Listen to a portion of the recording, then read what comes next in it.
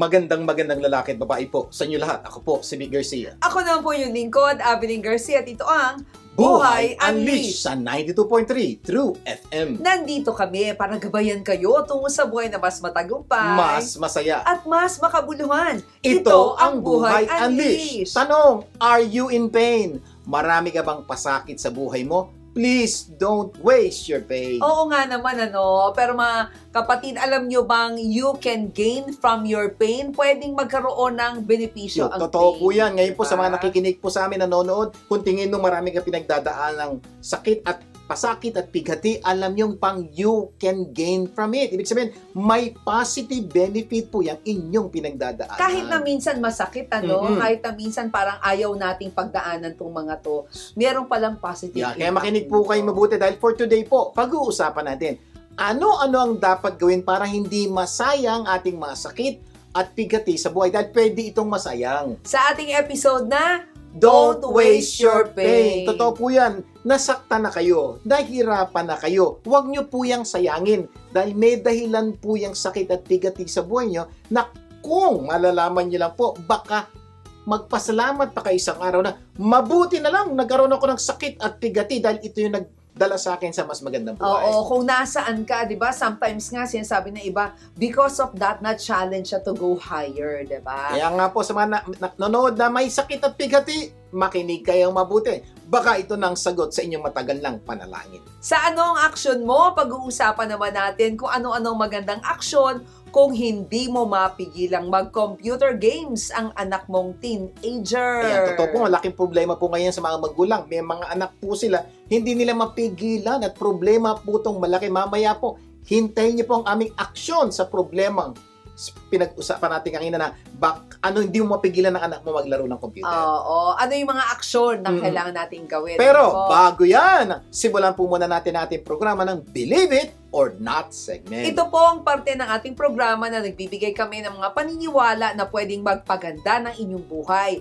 Kung ito ay paniniwalaan mo at gagawin mo. Malinaw po yan, kung ito po ay paniniwalaan at gagawin kasi sabihin man namin, hindi nyo na paniwalaan at di gagawin, wala rin mangyayari. Kasi po, ito yung mga paniniwalang ginamit ng ibang tao na nagpaganda sa buhay nila dahil pinaniwalaan nila at in-apply nila sa buhay nila. Yes. Ang Believe It or Not quote natin sa araw na to ay, the more you learn, the more you earn. Galing po yan kay Warren Buffett. Yeah. Magandang paniniwala po ito sa mga taong, lalo na po yung mga taong gustong kumita ng malaki. At sigurado ko lahat po tayo, habang nanonood kayo, naku, gusto ko yan, gusto ko kumita ng malaki. Ito po isang paniniwalang dapat ilagay niyo po sa isip niyo dahil makakatulong po itong makuha, ma-achieve ang mga pangarap niyo sa buhay. Ang ganda sinabi ni Warren Buffett na the more you learn, the more you earn. Sa Tagalog, kapag marami kang natututunan, marami kang pagkakakitaan. Ayan, totoo po yan. Lagay niyo po sa isip niyo. The more you learn, the more you earn.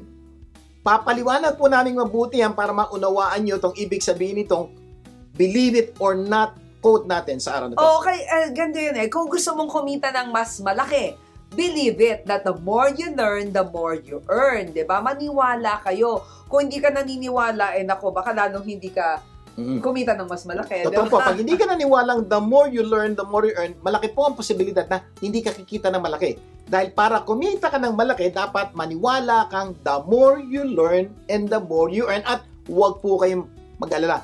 Papatunayan po namin ito ng napakaraming example para maunawaan nyo, ay oo nga, and to some of you, ginagawa nyo to. Kaya lang, parang ngayon nyo lang nadinig yung quotation na the more you learn, the more you earn. Pero sa totoo lang, matagal nyo na ginagawa. O yung iba naman, ginawa na nila. Diba? Bakit ka pinag-aral ng magulang mo? Diba? Dahil naniniwala silang the more you learn, the more you earn. So, ito po, diba? Dito pa lang po, kitang-kita nyo na, nung bata pa kayo, tinuturo na ng magulang nyo itong katagang to, the more you learn, the more you earn. Kaya lang, hindi yan sinasabing at the same level. Correct. Ang sinasabi natin mga magulang, mag-aral ka mabuti.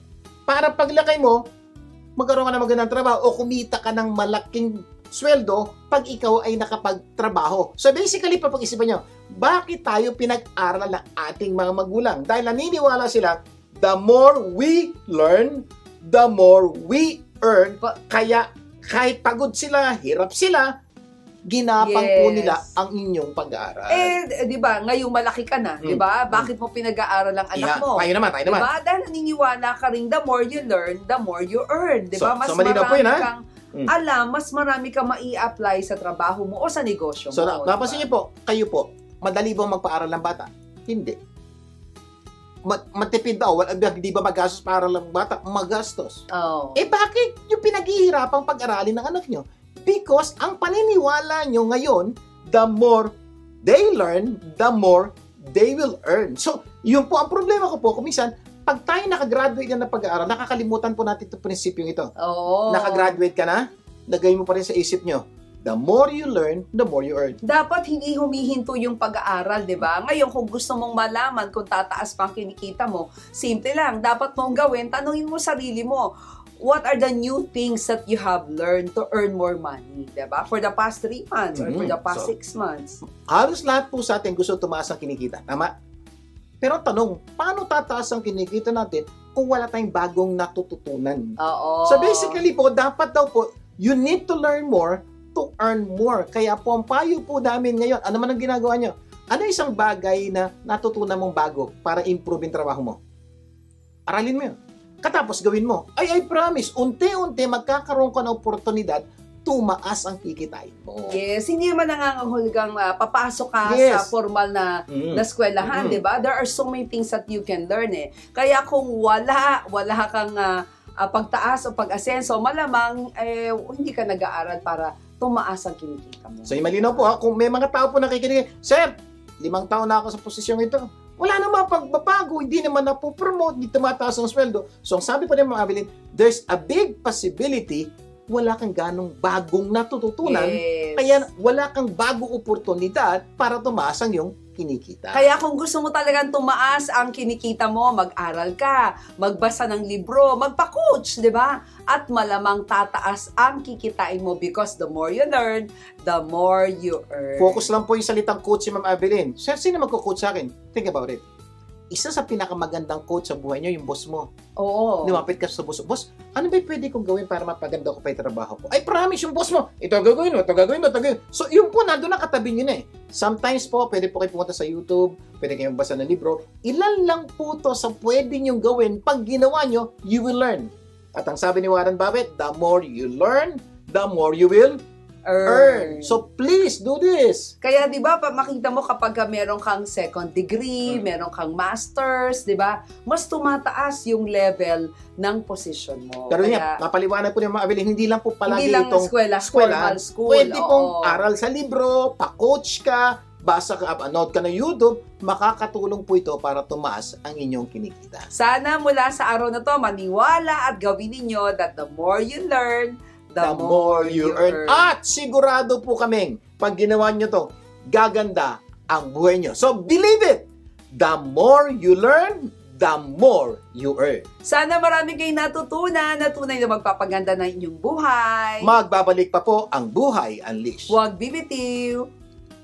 Nagbabalik ang Buhay Unleashed. Vic Garcia po muli. At Abilin Garcia. Dadako na tayo sa ikaw. Ano action mo? Tandaan nyo ha, you are what you do, not what you say you will do. Sa Tagalog po, hindi po pwedeng puro ngawa. Dapat may gawa. Bakit? Dahil ikaw ay produkto ng iyong mga ginagawa at hindi mga sinasabi. Kaya nga po, dapat po kilos, gawa. Yes, sa segment na ito, hahanapan po natin ng aksyon ang mga sitwasyon na nangangailangan ng solusyon. Kaya kung mayroon kayong sitwasyon na nangangailangan ng aksyon, ipadala nyo na po sa aming Facebook account, Buhay Unleashed or Vic at Abilin Garcia, at baka sitwasyon nyo na ang susunod nating aksyonan. Ang sitwasyon natin sa araw na ito ay ano-ano ang magagandang aksyon kung hindi mo mapigilang mag-computer games ang anak mong teenager. Problema po itong malaki sa napakaraming mga magulang, mga tita-tito, kasi iba, wala na magulang, guardian na lang, o kaya mga lola at lola. So makinig po kayo mabuti, baka makatulong po ito sa sitwasyong pinagdadaanan nyo. Okay, ano ang pwedeng gawin kung hindi mo na mapigilan mag-computer games sa anak mong teenager? Take note, teenager, pwede rin to sa may bata-bata, 11, 10, 9, pwede rin po. Okay. Number 1, ipaliwanag mo sa anak mo ang masamang dulot ng sobrang paglalaro ng computer game. Oo nga, Yan ang una. Oo, kasi sila nakikinig din naman sa paliwanag, di ba? Paliwanag mo sa kanila na pwede itong magkaroon ng masamang epekto, no? Sa kanyang pag-aaral, sa kalusugan, at sa buhay nila, di So, ba? kakaintindihan mo. So, una sa pag-aaral. Bakit? Paliwanag mo kasi, kung minsan feeling ko natin, hindi naman sila nakikinig yan eh. Hindi po, nakikinig po sila at sa magandang paliwanag, may malaking posibilidad baka mapigilan mo sila. Number 1, pag sila patuloy naglaro at hindi po mapigilan, ang mangyayari po ito, baka bumaba ang kanilang grades. At napakadali nun, pakita mo lang, anak, ito may grades mo last grading.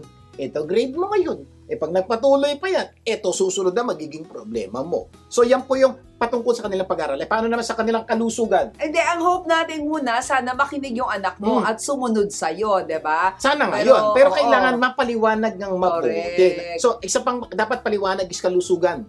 Anak, pag nagpatuloy kang ganyan, baka mangayayat ka, magkasakit ka. Sa totoo lang po, napakarami na pong pag-aaral at ebidensya at sitwasyon na may mga bata po nagkasakit dahil sa sobrang paglalaro Hindi na ng kasi computer sila games. nakakakain, di ba? Sa tamang oras. Correct, oo. Parang wala na silang ganang kumain kasi engross na sila doon sa kanilang paglalaro ng computer Yun po. So, games. big sabihin po, pag naapektuhan ng kanilang pag-aaral at naapektuhan ng kanilang kalusugan, basically po, maapektuhan ng kanilang buhay at kinabukasan. Paliwanag niyo yun. And oo. hopefully, makinig yung bata.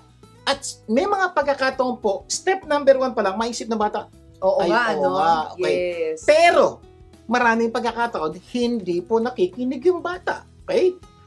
Ano gagawin, sir, pag hindi nakinig? Punta tayo step number 2. Step number 2, maniwala ka na pwede mong pigilan ng anak mong maglaro ng computer games. Ito diba? pinapakaraking problema po na napakaraming magulang. Palagi siya sabi, sir, wala na talagang pag-asa. Ginawa ko na lahat ang dapat ko gawin. Lulong na siya doon. Hindi na talaga siya mapipigilan o hindi ko na siya mapipigilang maglaro ng computer games. Problema po malaki yan. Pag sinabi niyo na sa sarili niyo hindi mo na kayang pigilan, hindi ka na maghanap ng solusyon. Yes. At pag hindi ka naghanap ng solusyon, wala ka malalamang solusyon. At pag wala kang solusyon, ay tama ka. Hindi mo na talagang mapipigilan niya. Tandaan nyo to ha, remember you become what you believe, di ba? Kung ano yung pinaniniwalaan mo, yun ang magiging ikaw. At pag hindi ka naniwala, yung conviction mo para pagsabihan ng anak mo, para kausapan mo, humihina. Kasi parang iniisip mo, wala namang mangyayari. So, yun po ang problema. Kaya step number 2, ikaw muna, hindi ito yung batang problema, ikaw. Naniniwala ka bang may paraan para mapigilang maglaro ng computer games ang anak mo? Kung naniniwala ka, pupunta tayo step number 3. Yes. Pero kung hindi ka naniniwala, bali wala na yung step number 3. Dadaan na lang po namin. Sir naman, kahit ano na mangyari, wala namang mangyayari. Para saan pa itong usapan natin to? So, kaya dito sa tayo step number 2, naniniwala ka ba? Tango, kung naniniwala ka, pwede ka nabibigyan ng mga paraan para gamitin mo sa iyong anak. Correct. Number 3 3 naman tayo. So, pag nagawa mo na yon, naniwala ka na, gamitan mo ng yes, if technique yung anak mo. Yes, if technique. Kung ngayon nyo lang po nadinig yung salitang yes, if technique, ipapaliwanag po namin yung salitang yes, if technique. Technique po ito na pwede nyo gamitin. Oo, parang pag sinabi ng anak mo, Dad, pwede ba ako maglaro? Yes. Yes. If. Ganun po ha? Yes. If. Yung po ibig sabihin ng yes, if technique. Paano yan? Oo, pwede kang maglaro kung. Diba? Okay, ano ba mangyayari? Pag sabi, Daddy, pwede mo maglaro? Yes! Pag natapos mo na lahat ng assignment mo, pinakita mo sa akin, tapos na, pwede ka mag-play. Yes, if you will finish all your assignment. Pero, hindi mo natapos ang iyong pag-aaral at lahat ng assignment, hindi ka pwede maglaro. Oo, sa ganitong paraan, nakakapag-aral siyang mabuti at nag-e-enjoy din siyang maglaro. Yun, totoo po. Kasi po, diba? tandaan niyo po bata. Dumang din po tayo sa bata. Pagkakaiba lang po natin ito. Nung bata tayo, lalaro tayo. Aral tayo. Pero naglalaro, ang pinaglaro natin, piko, patintero, tumbang preso. Pero sa totoo lang, kuminsan may mga pagkakataon, sumosobra ang laro natin at hindi tayo napag-aaral. Naalala niyo po yon. Now, ang pagkakaiba lang ng mga bata ngayon, iba lang yung kanilang laro. Pero mas high-tech, ano? Pareho lang din ang utak natin. Ayaw nating mag-aral, gusto nating maglaro. So basically, pareho lang. So ang technique na gagamitin nyo sa anak nyo ay yes, If, lagyan nyo po ng batas ang paglalaro niya ng computer. Okay, pwede ka maglaro, yes. If, gagawin mo ito lahat, at 2 oras ang araw o 1 oras ang araw. Lagyan wag nyo po naman yun. yung buong araw. Lagyan nyo po. Oo. Alam niyo po mangyayari, yung bata, sisipagin mag-aral, gagawin lahat ng assignment niya. Dahil alam niya, hindi siya pwede maglaro pag hindi po siya nakatapos. At pagtapos siya na, enjoy na, lalaro siya. And let them enjoy. Gaya na naglalaro tayo ng tumbang preso, enjoy tayo. Pag-enjoy niyo po yung mga anak niyo, bata po yan eh. At kung gagawin mo to, dapat may oras kang titingnan, ha? Titingnan mo yung bawat assignment ng anak mo, yung accomplishments niya, doon sa pinag-usapan ninyo. Babantayan diba? niyo po kung totoong ginagawa ng bata kasi po kung hindi niya po pinantayan, baliwala po. Kala niyo nag-aaral, hindi pala. Ano na lang mangyayari? Magugulat na lang, baksak. Kaya kailangan po, tutukan po ito. And it's not just the grades, it's also what they can learn. Kaya nga, the more you learn, the more you earn, diba? So, example, hindi ka pwedeng maglaro ng computer games ng 1 buwan kung meron kang bagsak, diba? Another rule po. Okay. So, anak-anak, pwede ka maglaro. Ito batas natin, ha? Aral muna bago. Pero, the moment dumating ang grades mo at may baksak, 1 buwan wala. Ha? 1 buwan ako di makakalaro. Ay talaga yung bata, mag-aaral mabuti. Oo, dapat gagawin mo rin yun, diba? Isa pang pwede mong gawin, pwede kang maglaro ng computer games kung malinis na ang kwarto mo. Yan. Diba? So, i-check mo ngayon, nag-make up ba siya ng bed niya, nag-make pa siya ng bed niya, or hindi. Diba? Kaya pwede rin kung hindi ka malilate sa pagising sa umaga at pagpasok sa school. Pag araw nang pumasok siya late, walang games ang araw niyo. Or kung maghuhugas ka ng pinggan, naglaba ka na ba ng damit mo, at marami pang lagyan niyo po ng mga ganitong bagay at talagang implement niya. Makikita niyo yung bata, makakapag-enjoy sa paglalaro, pero good news. Matututo na gawaing bahay, tataas ang grades at aayos ang buhay. Bakit? Tinulungan niyo eh. Yes. Number 4, gawin mo kung ano ang iyong pinag-usapan. Yun ang critical. So, napag-usapan nyo ito, gawin nyo para yung bata matuto. Pag hindi nyo po ginawa, feeling niya, niloloko mo lang siya o lolokohin ka rin niya dahil wala naman palang kailangan gawin para So, pag sinabing hindi ka maglalaro, pag hindi ka naglinis, huwag mo talagang paglaruin, diba? O pag sinabi mo na hindi ka maglalaro, pag late ka ng gising, hindi talaga siya maglalaro. So, napaka-importante po dito, implementation. At may pang-5, dadagdag ako. Panalangin nyo po. Kasi po walang imposible sa Diyos, padalangin nyo na tulungan ka. Una-una, ikaw, na-implement mo, pinag-usapan nyo. At number 2, panalangin nyo bata na magkaroon ng disiplina sa tulong ng Diyos na gawin yung dapat gawin bago po gawin niya yung gusto niyang gawin. Sana nakatulong ang aming sagot sa inyong sitwasyon. Sana marami kayo natutunan at sa susunod pang linggo, marami pa tayong sitwasyong pag-uusapan. Mamaya sa itanong mo lang segment, pag-uusapan natin ano-ano ang dapat gawin para hindi masayang ang ating mga sakit at pighati sa buhay. Magbabalik pa ang Buhay Unleashed. Huwag bibitiw! Nagbabalik ang Buhay Unleashed with Garcia Pumali. At Abiling Garcia. Tatako na tayo sa segment na itanong mo lang. Dahil ang paniniwala namin, when you don't know, don't guess. Ask. Sa Tagalog, kapag hindi alam, huwag manghula. Itanong mo lang. At syempre, magbibigay daan muna tayo sa mga katanungan na sasagutin naman ng ating itanong mo lang sa CPA kay Lorna Caballero Laksa sa ating usapang CPA. Lorna! Magandang lalaki sa iyo, Sir Vic, at magandang babae naman sa iyo, Ma'am Abeline. As promised, bibigay ko sa inyo ang requirements para tayo, ang mga negosyante natin ay maka-avail ng tax incentives through Barangay Micro Business Enterprise. Ang inaman nito, hindi na po kayo magbabayad ng income tax sa inyong negosyo. Ang intindihin na lang ay ang business tax. Para ma-avail ito, kailangan lang po ninyo mag-submit ng sworn statement na ang inyong assets, total assets, except land ay 3 million and below. Hindi po ito depende sa benta. Kahit po 10 million ang benta ninyo, kayo pa ay makaka-avail ng BMBE incentive. This is way back 2002 pa po, in-implement ang incentive na ito at ito ay pwede pa nating ihabol ang availment application basta mag-qualify po kayo. Yan lamang po at ang ibang detalye ay bibigay natin sa susunod na Sabado. Thank you and God bless us. Maraming salamat, Lorna. Until next time para sa iba pang usapang CPA. Okay, tanong, are you in pain? Please don't waste your pain. Huwag mong sayangin ang mga sakit at pasakit sa buhay mo. Yan, yun po, kung nasasaktan ka ngayon at marami ka sakit at bigati, don't waste it. May dahilan po bakit po dumating yan sa buhay nyo. Parang feeling mo, sir, wala naman dahilan. May dahilan yan. Makinig ka lang mabuti. Kumbaga, parang masakit na nga, pakinabangan mo na. 'Di ba? Kung minsan, masasabi mong parang hindi mo na kaya, 'di ba? Punong-puno ng hirap at pighati yung buhay mo. Alam mo bang you can gain from your pain if you will not waste your pain. Tama yung nadinig mo. Pwede mong sayangin kasi mga hirap at pasakit mo sa buhay if you will not gain from your pain. Kaya aming payo po, huwag niyong sayangin. Nandiyan na yan. Nasaktan na kayo. Nahirapan na kayo.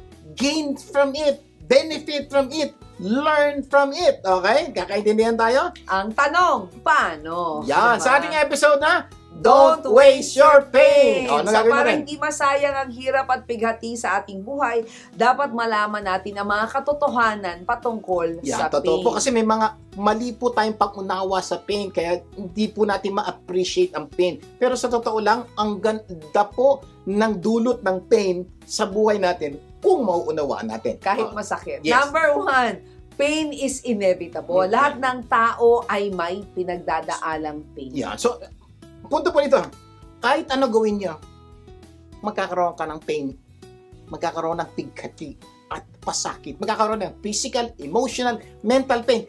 Kahit ano gawin mo, lagyan mo na sa isip mo yun. Pain is inevitable. Darating at darating at darating yan. Okay? Pwede mong bawasan, pwede mong iwasan ng konti, pero hindi mo pwedeng totally mawala yan. Oo, yung physical pain, dadating yan. Emotional pain, dadating yan. Relational pain, lalo na. dadating yan. Anumang klaseng pain, ay dadating yan. So, lagyan nyo na. Oo. Pain is inevitable. Darating at darating ka rin.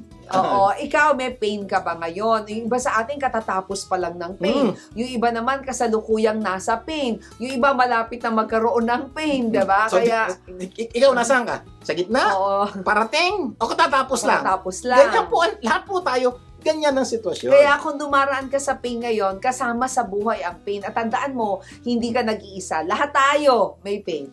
Lahat Diba? tayo may pain. Yung katabi mo pain, siya may pain, lahat po tayo may pain. So, ang ganda po nun, ay, hindi pala ako nag-iisa. Kasi kung minsan akala natin self-pity, ang dami ko sakit na pasakit, ako lang. Hindi. Magkakasama tayo dyan. Number 2, truth. So, pain is inevitable. Number 2, pain is temporary. Ayan! Good news! Oo, Okay. lahat ng pain may katapusan. Totoo yan. So, lagay niyo pa sa isip niyo. Next, truth. Pain is temporary. Ha? Oo.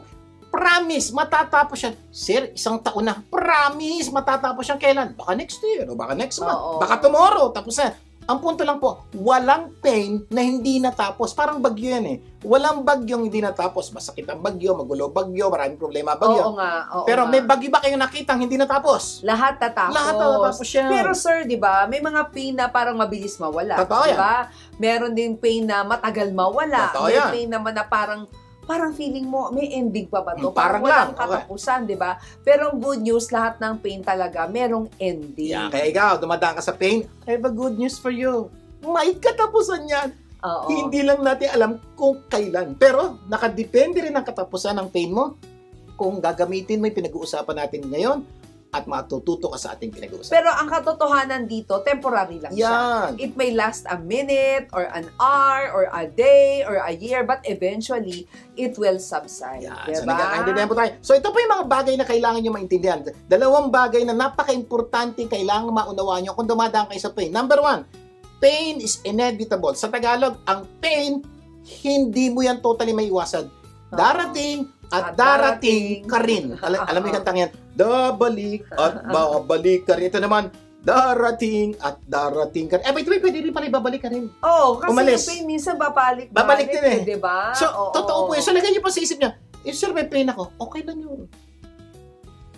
Darating. Kasama yun. So, lagay mo na sa isip mo, pain is part Alam mo, of your life. naalala ko yan di ba? There was a time na pumunta tayo sa theme parks, di ba? Pag, hindi ko maintindihan maraming tao, di ba? Pumupunta sa theme parks, pero pag sumakay na ng roller coaster, nako, kailan ba matatapos to? Kailan ba Labo. matatapos to? Di ba? Nagbayad ka, para ganyan.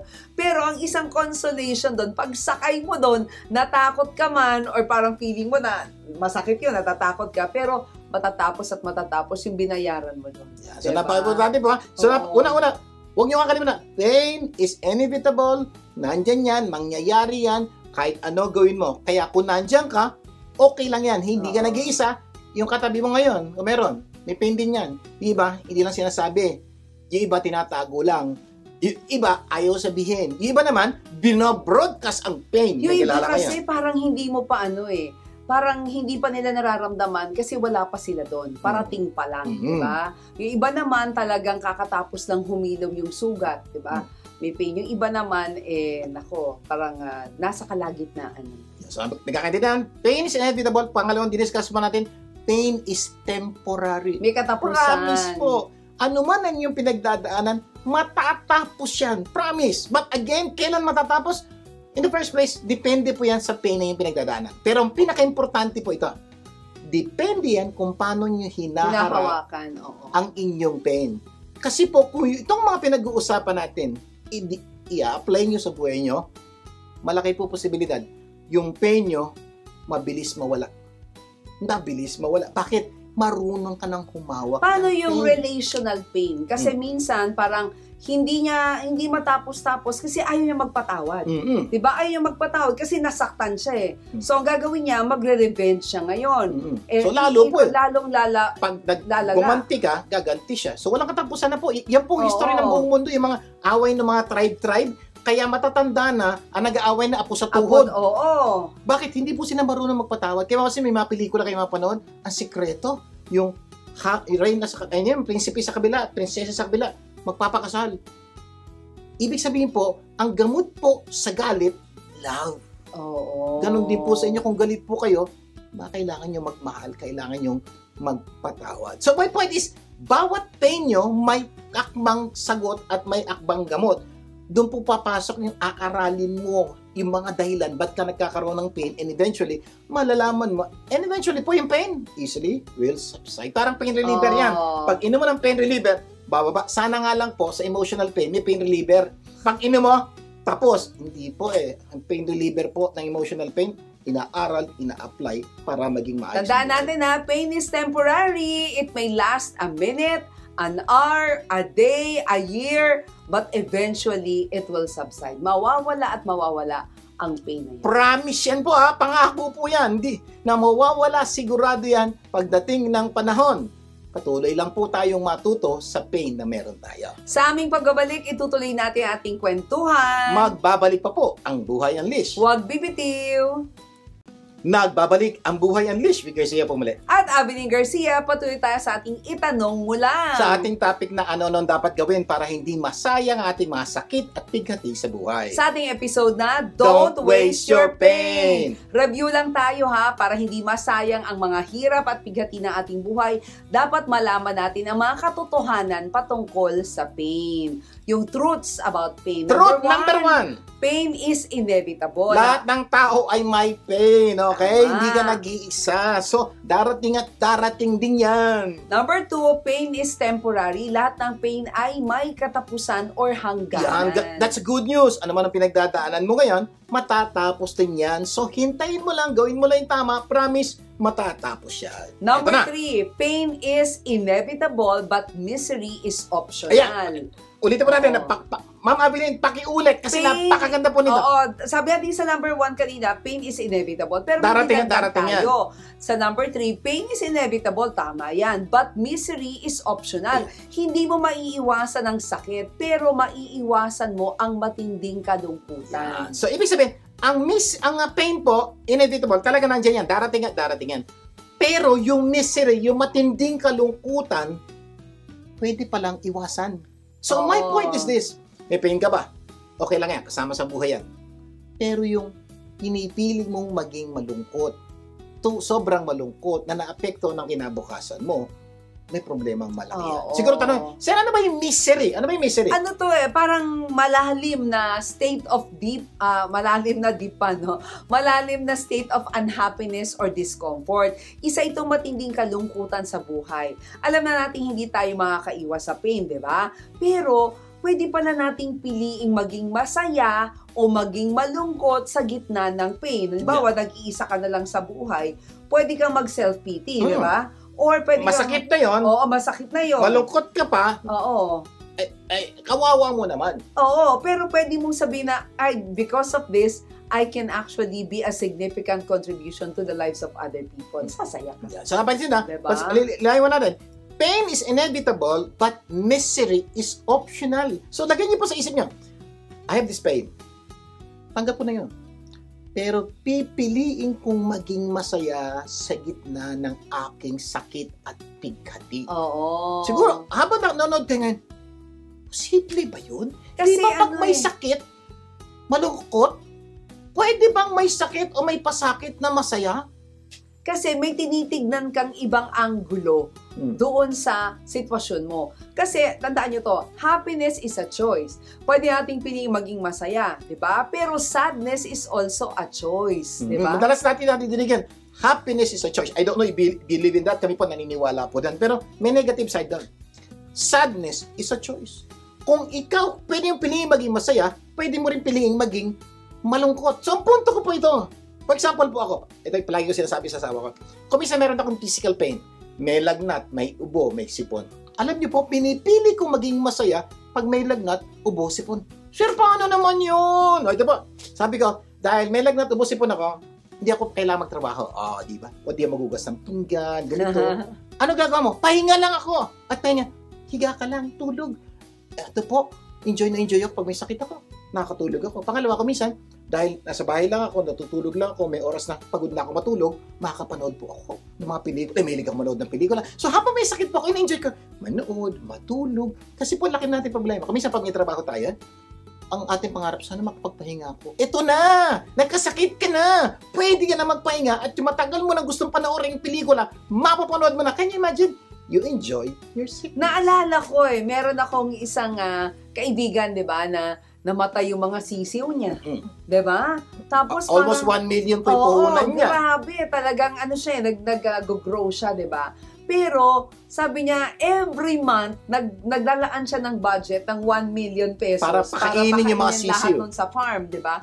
Pero nung bumagyo, namatay. 'Di ba? Sabi niya, kahit naman daw lumuha siya ng lumuha, hindi naman daw mabubuhay isa-isa yung mga sisiw, 'di ba? Pero sabi niya, ang naisip na lang niya, buti na lang, hindi na ako magpapakain ng 1 million naman, di ba? Kasi po, kung 3 months po kailangan pala isisiw, namatay on the first month. So, nag-gastos niya 1 million lang. Oo. Sabi niya, buti na lang ngayon namatay. Nakatipid daw ng 2 million na pakain. Ganyan man tingnan niya yung maganda sa sitwasyon, that makes her happy. Ganon din po sa sitwasyon niya. May maganda sa sitwasyon mo, tingnan mo lang. O yung iba naman na aksidente, pero nabuhay pa, 'di ba? Sana maging masaya tayo sa gitna ng ating pasakit. Kung hindi mo kayang maging masaya, at least huwag ka malungkot. Oo, kasi kapag may masakit sa buhay mo, lalong sumasakit kung ikaw ay malungkot. Truth number 4. Number 4 naman, you can manage your pain. Siguro nandiyan na kinapis salitang manage your pain. For example, 'di ba? Nadidinig ko yan sa hospital. Oo. May sakit.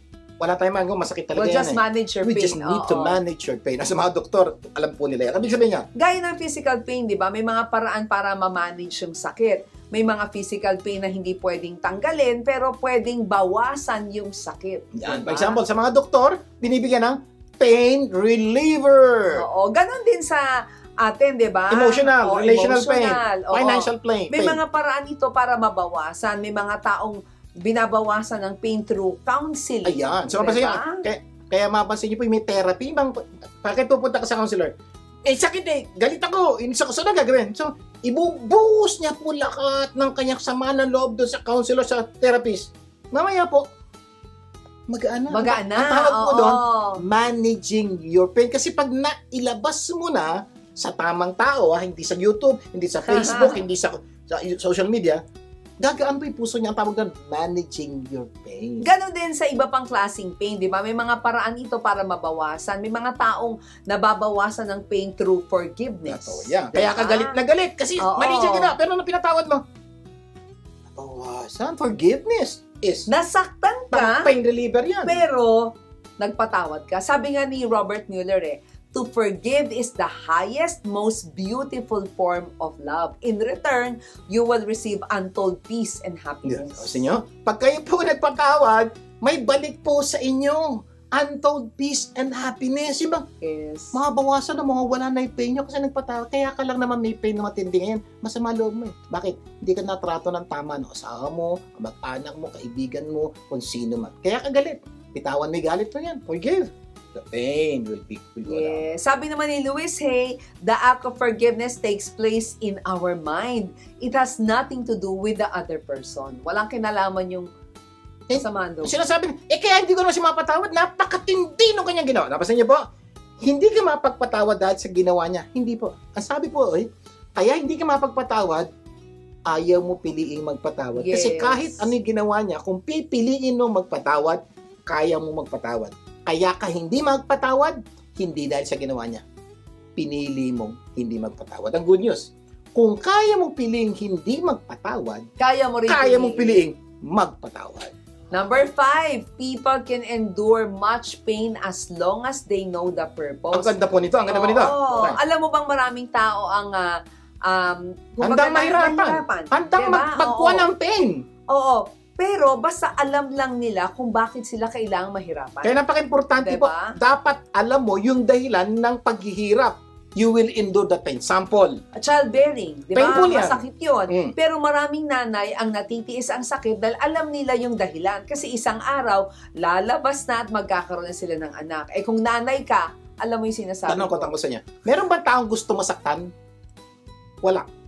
May tao bang pinipiling masaktan? Meron. Si nanay. Sipin mo, siyam na buwan niyang dadali niyang hirap at pasakit at paglapas pa nung araw niya, pinili niya masaktan dahil may magandang bunga yung sakit na kanyang mararanasan. Yan po yung sinasabi natin. May sakit man, pero kung alam mo yung dahilan, lalaban mo. May mga panahon na going to work is painful. Yes. Diba? Pero maraming tao, lalo na yung mga tatay, pumapasok sa trabaho kahit may pain. Yes. Diba? Dahil may pangangailangan yung kanyang pamilya. Ayaw pumasok. Inis sa boss, inis sa office mate, pero pipilitin pumasok. Sakit doon. Bakit? May sweldo para sa aking pamilya. Yung exercise and masakit eating yan. the right kind of food, mahirap diba? Yan. Painful din yon. Pero maraming tao ginagawa ito para magkaroon ng mas magandang pangangatawan at kalusugan. Napansin niyo po, so mayroon po talagang magandang dulot ang pain as long as alam natin yung dahilan, we're willing to go through it. Pag alam mo yung dahilan, lalaban mo, di ba? Mamaya, itutuloy natin ating kwentuhan. Magbabalik pa po ang Buhay Unleashed. Huwag bibitiw.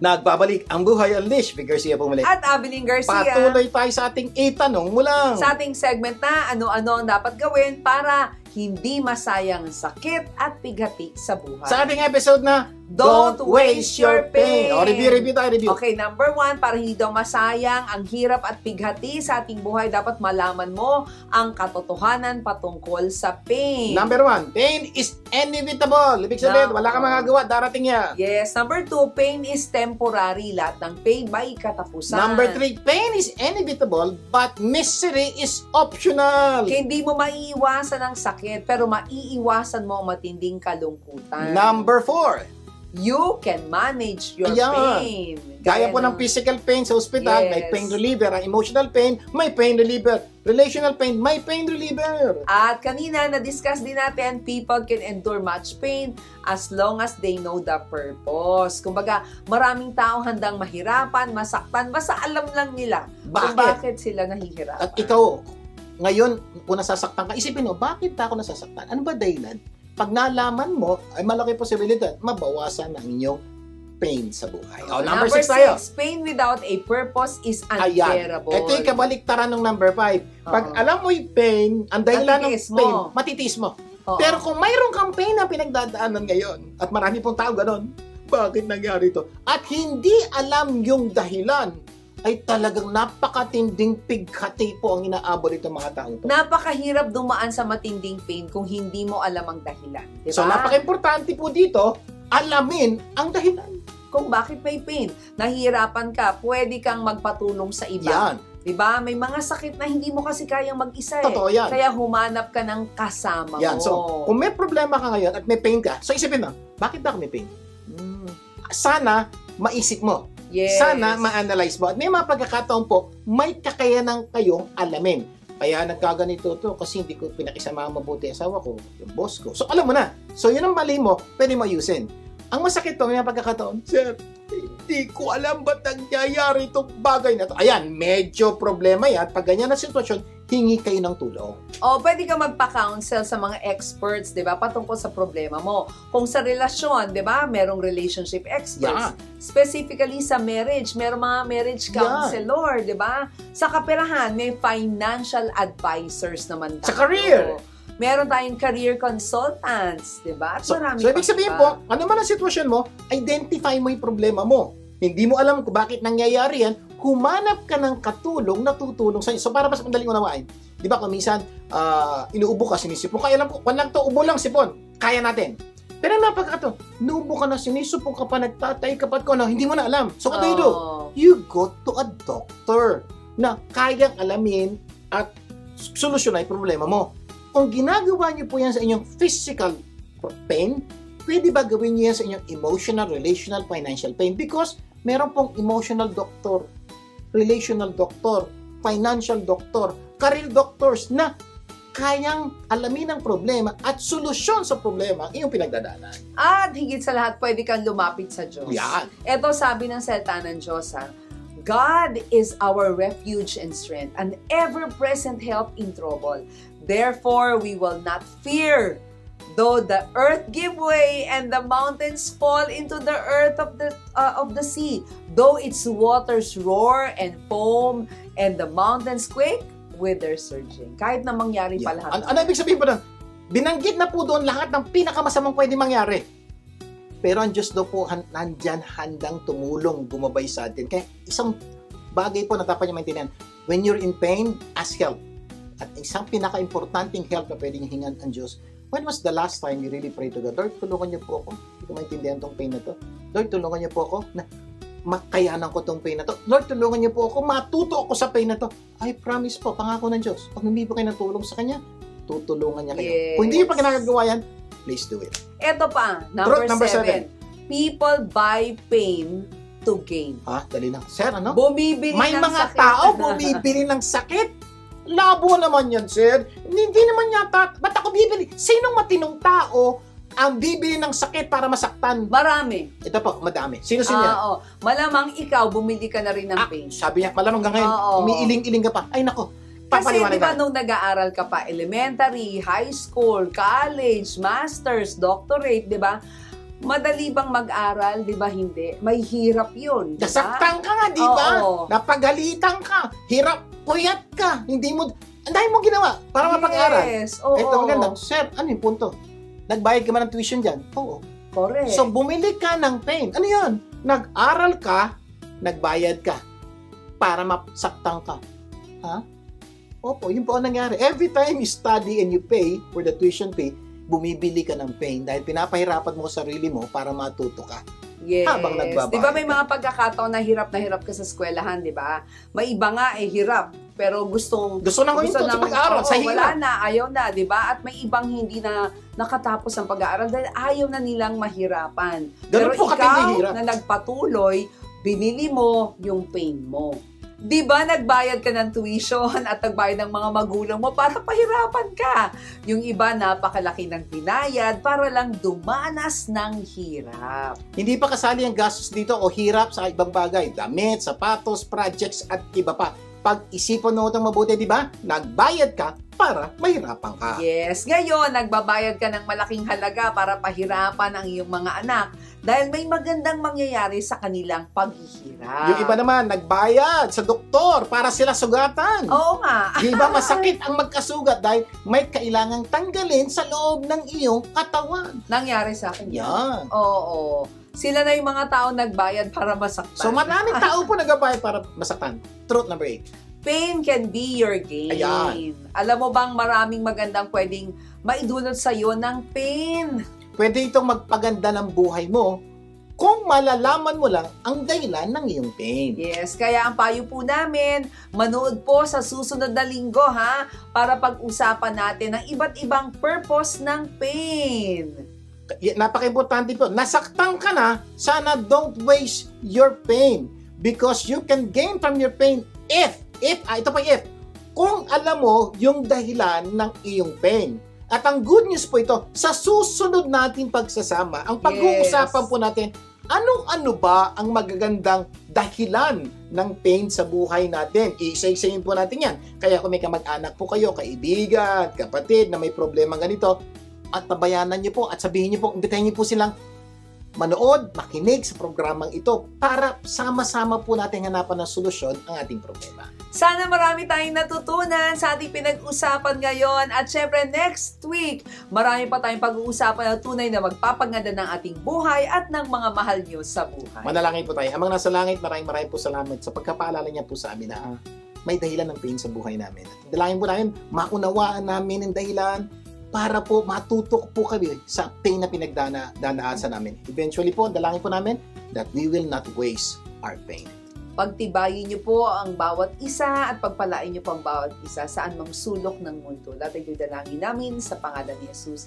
Amen and amen. Imbitahin niyo po ang mga taong mahal niyo sa buhay na tumutok sa programang Buhay Unleashed sa susunod nating pagsasama. Magsama-sama tayo tuwing Sabado alas 4 ng hapon. Dito lang sa 92.3 True FM. Ako po niyo kapatid, Vic Garcia. Ako na po si Abilene Garcia. Tandaan, ang Buhay Unleashed ay pagbabagong buhay, puso at isip. Pagtulong-tulungan po natin ilabas ang galing ng bawat Pilipino. Ang tagumpay ay makakamtan, masayang buhay, tunay na makabuluhan. Ito ang Buhay Unleashed.